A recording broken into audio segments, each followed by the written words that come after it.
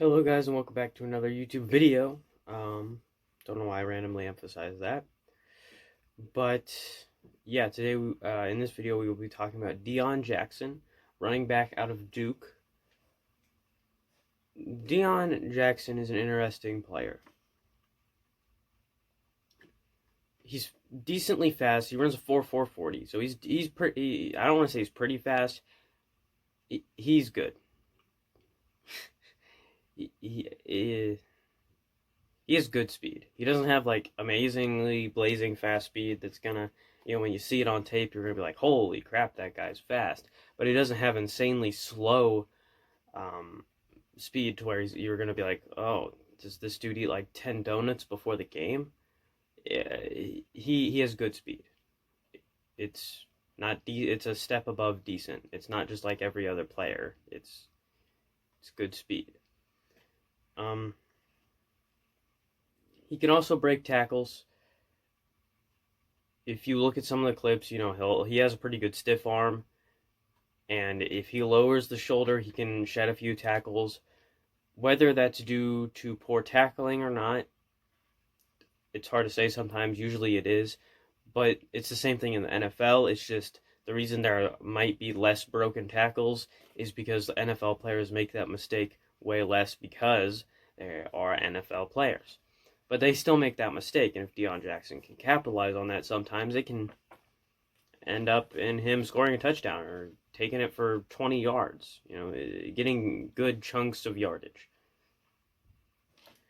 Also, if you'll look at his film, I think 2 or 3 times throughout the tape, he will, when he's in a wide open field, he'll be running and he'll put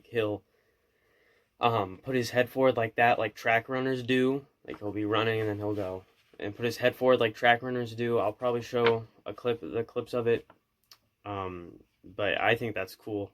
Deon Jackson should definitely do that more. Whenever he's in the open field, he's just running straight.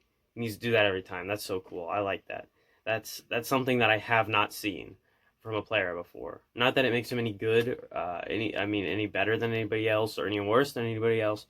It's just something interesting that I think could catch on with other players and maybe become a normal thing that running backs do.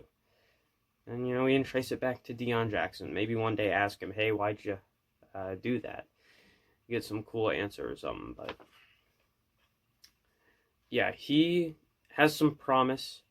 I graded this one a B-, just because... I know he said that he joined this team because he wanted to try and break in that running back room. But between Marlon Mack, Nyheim Hines, Jonathan Taylor, he might not make the team. If he does make the team, Jonathan Wilkins is probably gone. Because there's no way we're carrying 5 running backs. I mean, carrying 4 running backs already is more than most teams will do, but carrying 5 is just an unorthodox thing. But I wouldn't be surprised if Chris Ballard does it, because this is Chris Ballard we're talking about. But, if he can get a few touches and do good, cool. But I don't want to get everybody's hopes up for him because he is a good football player, but he might not make the team. I want him to. I think he should definitely make the team, but what I think doesn't really matter because I'm not the coach, I'm not the GM. I am going off of what is most likely expected, and what is most likely expected is that, well, maybe not most likely, but a decent chance of happening is him getting cut. A decent chance of happening is him also making the team.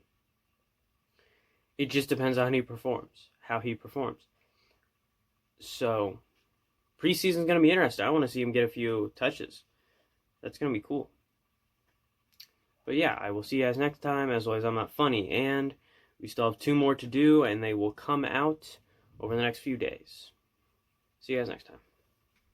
Love on each other, as in, tell each other they love. I don't know, who the person is. So, the fuck you doing? The fuck you doing?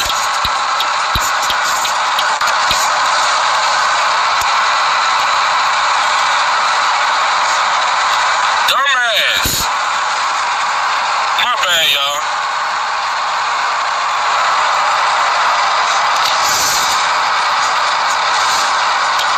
That just pissed me